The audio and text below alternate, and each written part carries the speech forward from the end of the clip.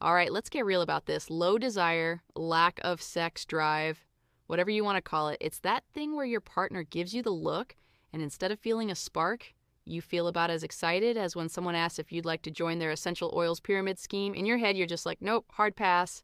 And here's the kicker. Most people immediately assume it means something's wrong with them, like they're broken. Spoiler alert, you're not broken. You're just a human being trying to survive in a world that runs on caffeine, stress, and half-charged phones. Now, let's be honest. Desire is not some switch you flip on like a light. It's more like Wi-Fi. Works great when the conditions are right, but if the router's in the basement behind 3 concrete walls and your teenager is streaming 5 different things at once, good luck. And what do we do when the signal's weak? We blame ourselves, we blame our partner, when really the problem is the walls, the distance, the noise in between. Now, think about it. When was the last time you actually felt relaxed, playful, and not responsible for something? Exactly. For most people, desire fades, not because the relationship is doomed, but because life has basically turned you into a walking to-do list. I had this couple in my office once. The wife said, by 10 o'clock at night, I just want sleep. The husband was like, but that's when we finally have time. Right. That's when her brain is running an inventory of unpaid bills, whether the dog's cough is serious and whether their kid actually turned in the science project this time. Desire doesn't exactly thrive in that environment. Here's another fun myth. People love to believe that if you're really in love, you'll always want each other. Yeah, sure. Just like you'll always want cake on your anniversary, even if that cake's been sitting in the freezer for 5 years and could double as an ice sculpture. Early stage desire is rocket fuel. It's fun, it's fiery, it burns hot and fast. Long-term desire, that's more like a campfire. You gotta tend it, add a log, poke it a little, protect it from the wind. If you ignore it, it doesn't matter how much you love each other, the fire goes out. Now let's talk about some real reasons desire goes missing. And no, this is not going to be a boring textbook list. This is life. Stress kills desire. If your nervous system thinks you're being chased by a pack of angry emails and late-night Slack notifications, it doesn't exactly vote for reproduction. Your brain is like, hey, I'm just trying to make sure we don't get fired. Sex? Cute idea, but survival first. Then there's resentment. Nothing makes you feel less sexy than feeling like the house roommate who happens to also do the dishes. When one person is carrying the invisible mental load of everything, remembering the dentist appointments, ordering dog food, being the family's social secretary, they don't exactly get in the mood when someone says, hey, want to fool around? It doesn't feel like play. It feels like one more demand. And the body keeps score of that resentment. Sometimes it's mismatched styles. Some people have what's called spontaneous desire. They want sex out of nowhere, no warm-up needed. Others have responsive desire, which means the spark shows up after a little affection, safety, maybe some kissing. If you're waiting to magically feel it before anything happens and you're a responsive type, you'll be waiting until your inbox is empty, the laundry's done, and the moon is in Aquarius. Translation, it's never happening. And don't forget context. Context is everything. If the room feels like a war zone of dirty laundry or you've just had a fight about whose turn it is to unload the dishwasher, don't expect desire to make a surprise guest appearance. It won't. On the flip side, if the environment feels warm, safe, maybe you've been laughing together, maybe you had one drink that took the edge off, that's when the body says, oh, right, we like this person. And yes, let's talk about rejection loops. You know the one. One partner always initiates the same way, the other always rejects the same way.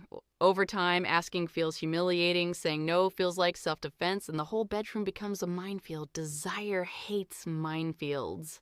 Now add body image to the mix. If getting naked feels like stepping on a stage with the lights turned up and the crowd ready to boo, desire ducks out real fast.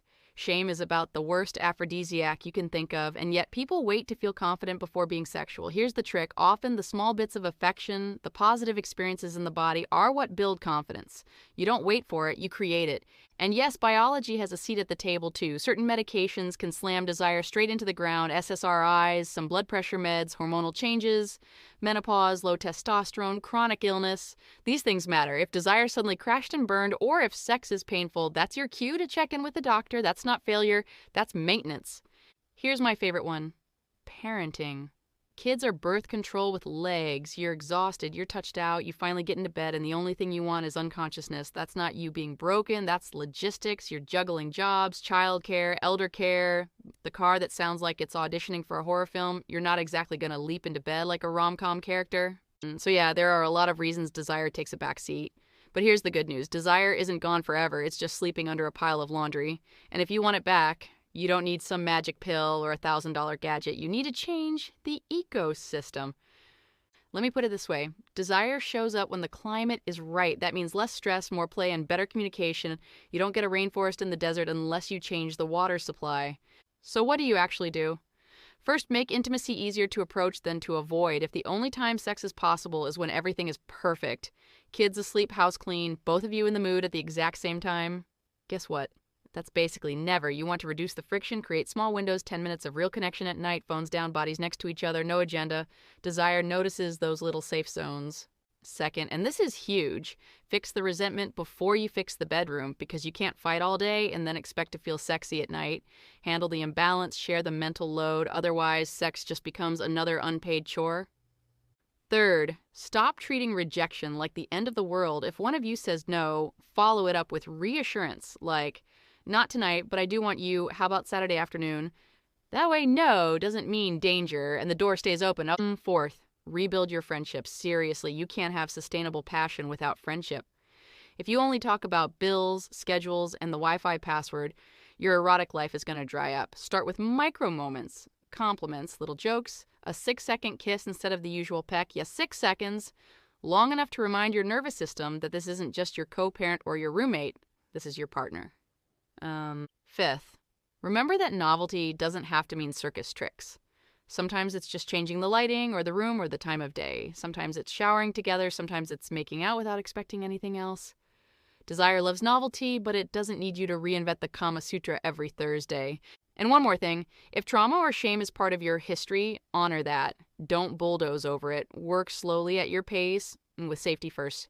Healing is not about forcing yourself. It's about teaching your body that intimacy can be safe again. Now, I know all this sounds simple, and it is, but simple isn't the same as easy. It takes honesty, it takes effort, and it takes dropping the Hollywood myth that passion should always be effortless. Real passion is built brick by brick, joke by joke, small touch by small touch. So if you're listening to this and thinking, wow, I thought I was broken, let me say it again. You're not broken, you're human. Your desire is still there. It's just waiting for you to clear the path to bring back a little kindness, a little play, and a lot less resentment.